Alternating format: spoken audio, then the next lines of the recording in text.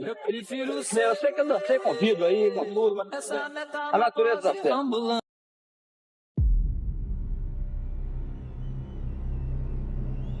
Essa frase, dita com calma e clareza, caiu como uma bomba na TV brasileira. Não foi efeito, não foi piada. Foi uma declaração que virou mistério e filosofia ao mesmo tempo.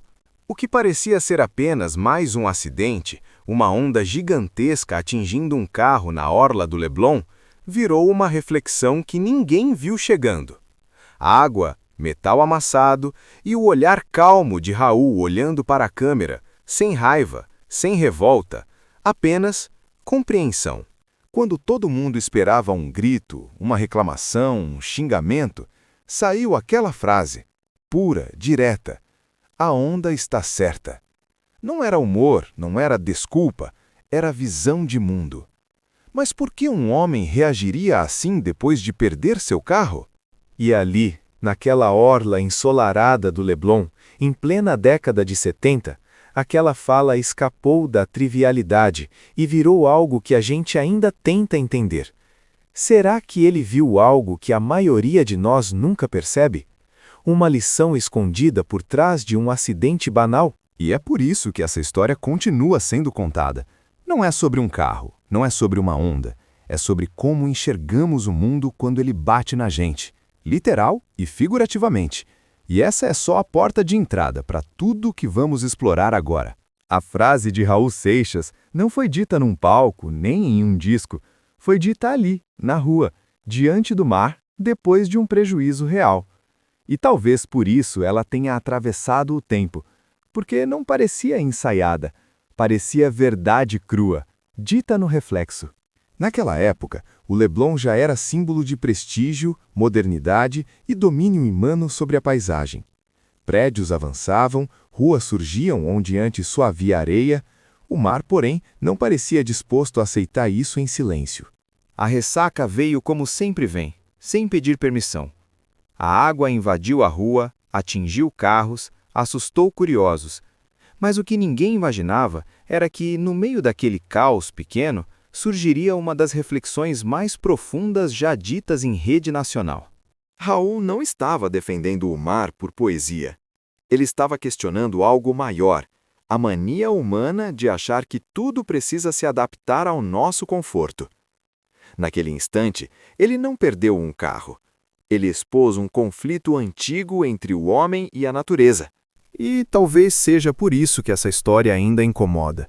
Porque não fala só do passado, fala do agora, e do quanto ainda resistimos em admitir, como Raul admitiu naquele dia, que às vezes o erro não está fora, está em nós.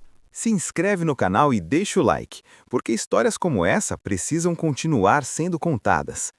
Essa é, sem dúvida, uma das histórias mais fortes de Raul Seixas. E no final, eu quero saber, de onde você está assistindo essa história? O mar não avisou. Ele nunca avisa. Naquele dia, a orla do Leblon parecia normal demais para o que estava prestes a acontecer. O céu tinha nuvens comuns, o vento não gritava perigo, e a rua seguia seu ritmo habitual de carros estacionados, curiosos andando, jornalistas circulando. Nada indicava que, em poucos minutos, a fronteira invisível entre a cidade e o oceano seria ignorada. A ressaca começou discreta.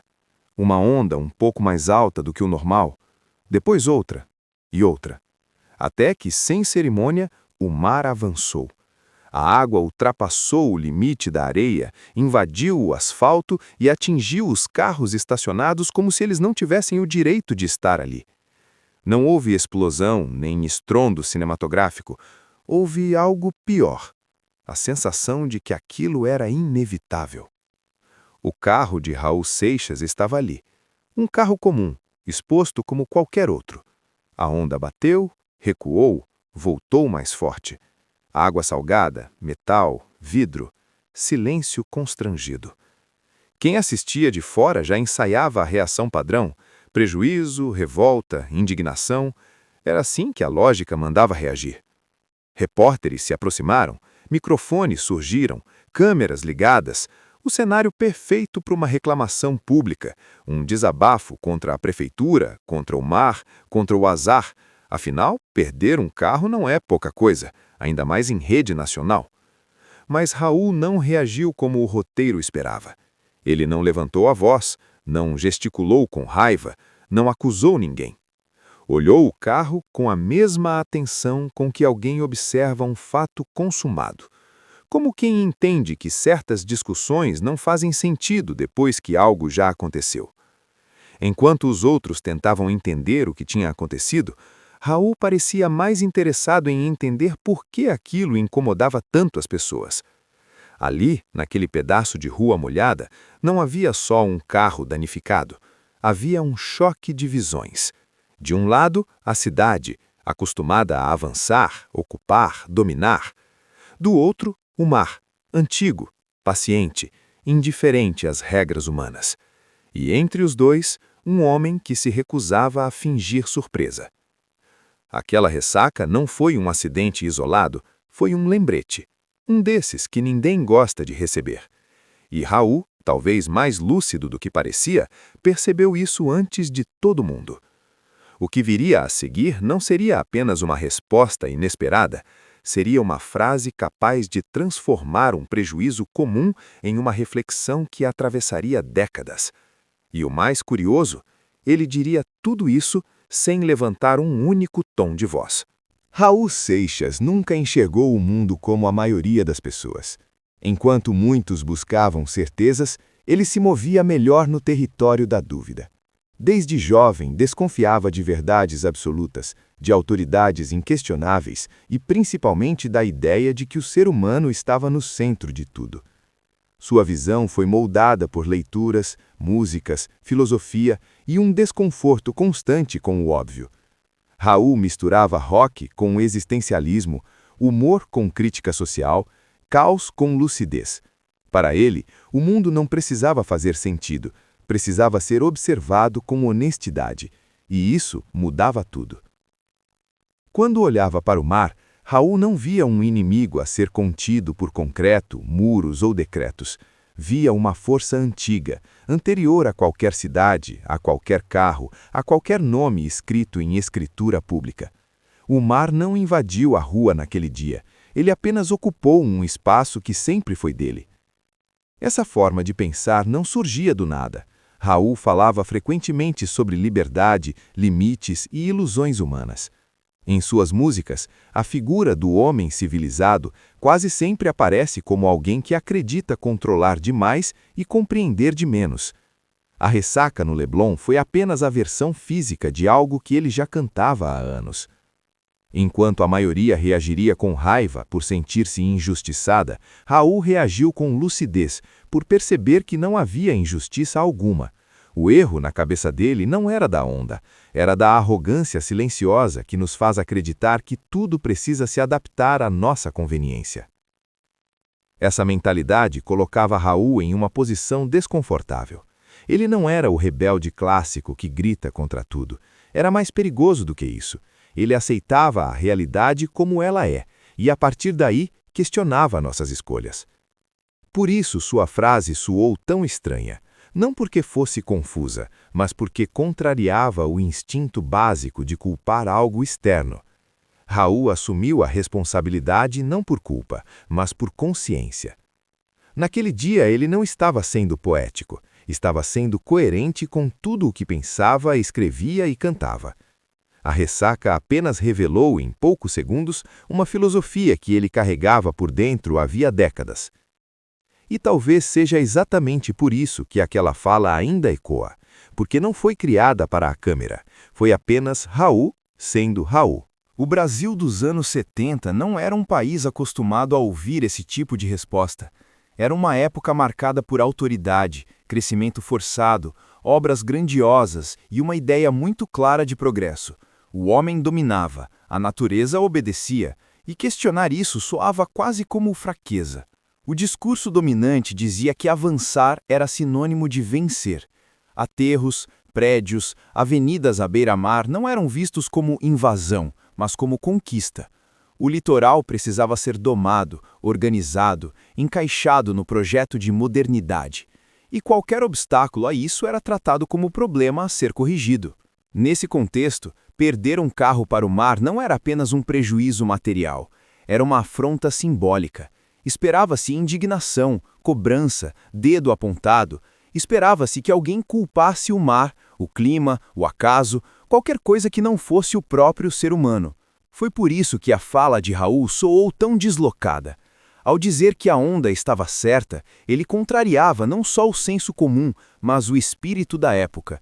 Ele negava a ideia de que o progresso dava ao homem o direito absoluto sobre tudo ao redor.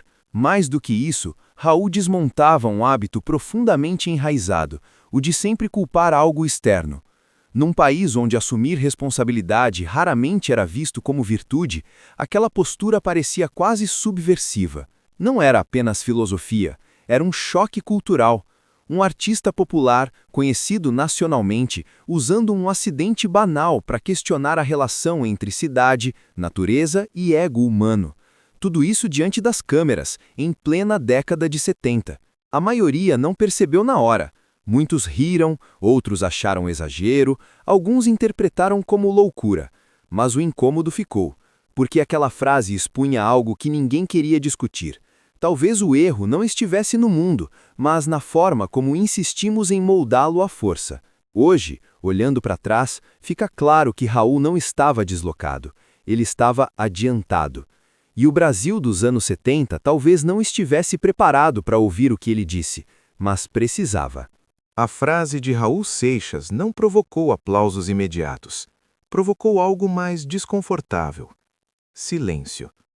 Os repórteres, acostumados a respostas previsíveis, demoraram alguns segundos para reagir. Não era o tipo de declaração que rendia manchete fácil nem frase de efeito pronta. Ela exigia a interpretação, e isso sempre incomoda. Parte da imprensa tratou o episódio como excentricidade. Para muitos, Raul estava apenas sendo Raul, o artista excêntrico, o roqueiro fora da curva, alguém que falava coisas estranhas por gosto. Esse rótulo era conveniente porque dispensava reflexão. Se fosse loucura, não precisava ser levada a sério. Outros jornalistas tentaram suavizar o impacto. Transformaram a fala em curiosidade, em nota de rodapé, em algo quase folclórico. O foco voltou rapidamente para o dano material, para o episódio da ressaca, como se a frase fosse apenas um detalhe curioso e não o centro da história. Mas fora das câmeras, a reação foi diferente. Quem assistiu à entrevista comentou, em casa, nos bares, nas rodas de conversa. A pergunta surgia inevitável. Como assim ele disse que estava errado?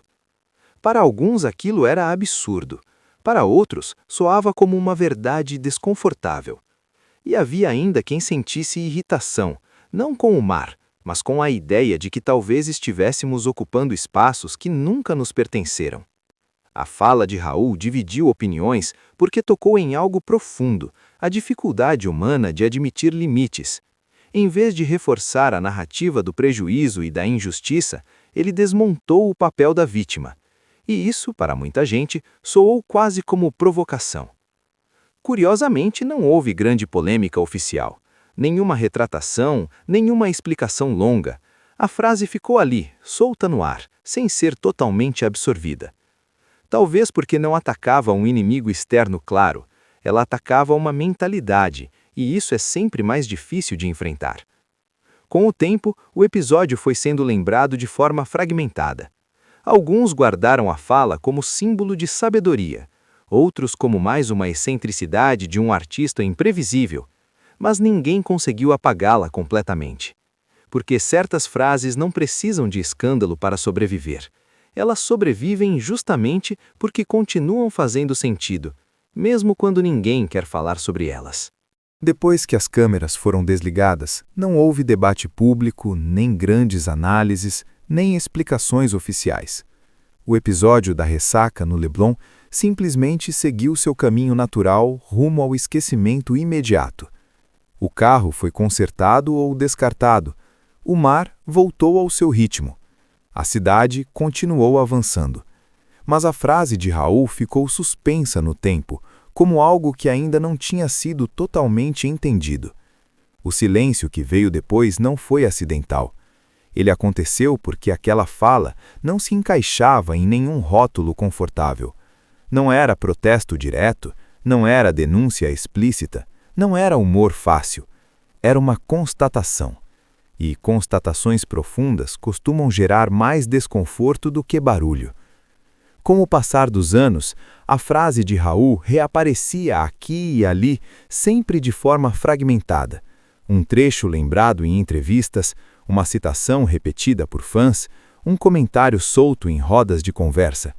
Nunca como manchete principal, mas sempre como algo que resistia ao esquecimento, como uma ideia que se recusava a morrer.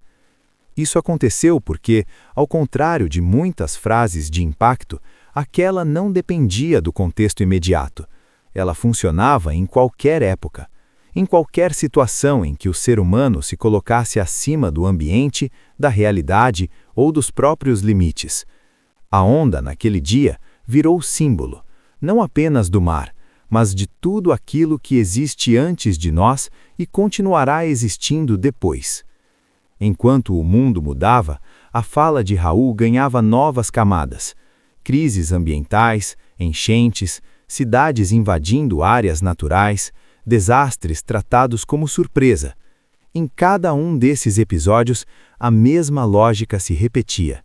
A busca por culpados externos, a recusa em aceitar responsabilidade, a dificuldade de admitir que talvez o erro não estivesse fora. Raul nunca precisou explicar aquela frase, talvez porque explicações diminuíssem sua força. Ela sobreviveu justamente por ser simples e direta. Uma frase curta, dita sem raiva, sem espetáculo, sem intenção de ensinar e ainda assim carregada de significado. Décadas depois, o silêncio em torno daquela resposta continua fazendo sentido, porque ela não pede aplauso, pede reflexão. E reflexão, quase sempre, acontece longe dos holofotes. Talvez por isso essa história ainda esteja sendo contada, porque algumas verdades não gritam, elas apenas esperam que alguém esteja pronto para ouvir.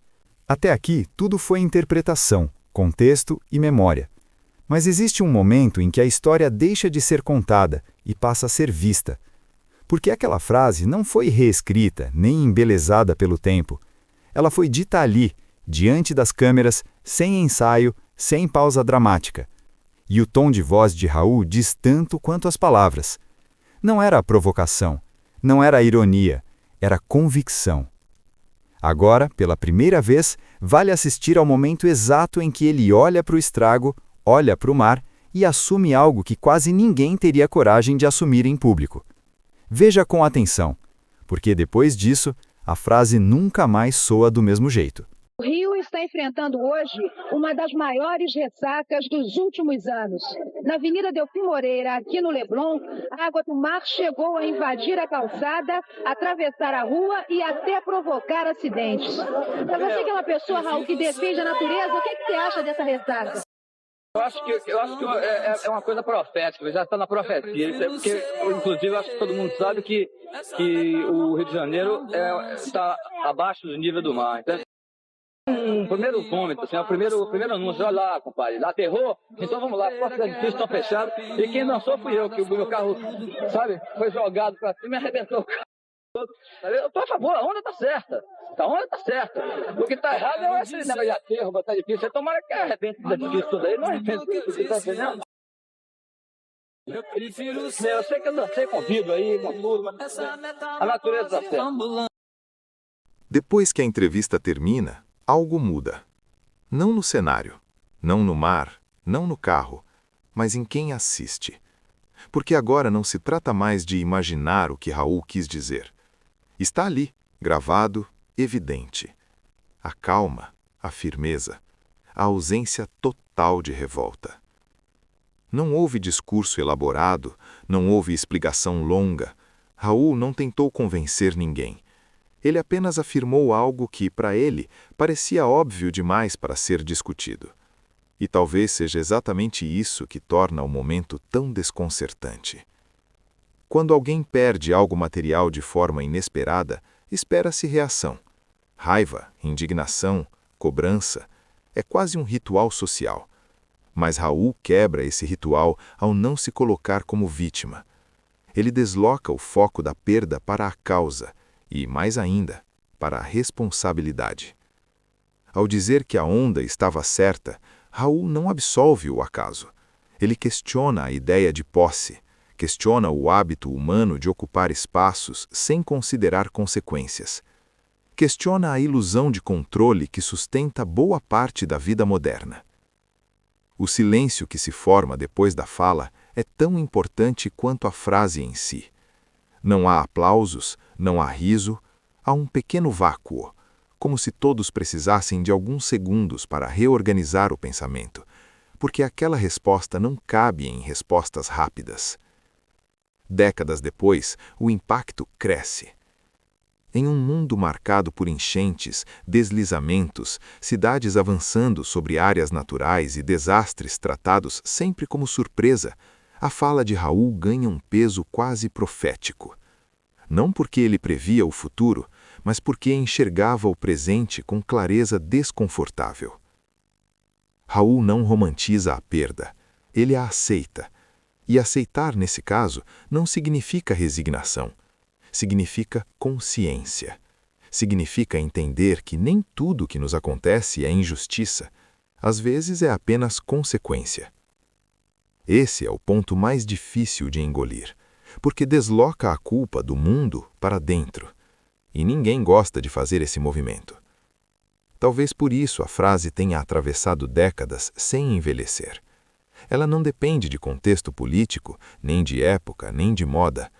Ela depende apenas de uma pergunta simples, que continua sem resposta fácil. Até que ponto o erro está fora, e não em nós? Quando o vídeo termina, a história não se fecha. Ela permanece aberta, porque a ressaca passou, mas o conflito que Raul expôs continua acontecendo todos os dias, em diferentes formas, em diferentes lugares. E talvez esse seja o verdadeiro impacto daquele momento. Não o carro destruído, não a onda, não a entrevista, mas a ideia incômoda de que, às vezes, o mundo não precisa mudar. Quem precisa, somos nós. No fim das contas, a história não termina no carro destruído, nem na ressaca, nem sequer na entrevista. Ela termina e, ao mesmo tempo, começa naquela frase simples que Raul Seixas deixou escapar como quem não estava tentando ensinar nada. Apenas ser honesto. A onda está certa. O errado sou eu. Voltar a essa frase depois de tudo o que vimos muda completamente o peso dela. Já não soa estranha, já não parece provocação. Soa lúcida, soa madura, soa rara. Raul não estava apenas falando sobre o mar naquele dia. Estava falando sobre aceitar limites, sobre reconhecer quando ultrapassamos fronteiras invisíveis achando que nada vai acontecer. Talvez o maior elogio que se possa fazer a Raul Seixas seja esse. Ele teve coragem de dizer uma verdade simples num mundo que prefere explicações complicadas. Ele não precisou gritar, acusar ou transformar o momento em espetáculo. Bastou assumir algo que quase ninguém assume em público: responsabilidade. Raul foi muitas coisas: artista, provocador, filósofo popular, inquieto. Mas, acima de tudo, foi alguém que enxergava o mundo sem a ilusão de controle absoluto. E talvez por isso suas palavras continuem tão vivas, porque elas não pertencem aos anos 70, pertencem a qualquer tempo em que o ser humano insiste em dominar tudo e se surpreende quando a realidade responde. A onda passou, o carro virou lembrança, mas a ideia ficou e continua batendo, de tempos em tempos, em cada um de nós. Não como castigo, mas como convite à reflexão. Se essa história te fez pensar, sentir ou olhar o mundo de um jeito diferente, considere se inscrever no canal e deixar o like. Isso ajuda muito a manter esse tipo de conteúdo vivo. E eu quero muito saber, de que cidade ou região você está assistindo essa história? Conta nos comentários. Obrigado por ter ficado até aqui. Às vezes, tudo o que a gente precisa é parar, ouvir a onda e entender o que ela está tentando dizer.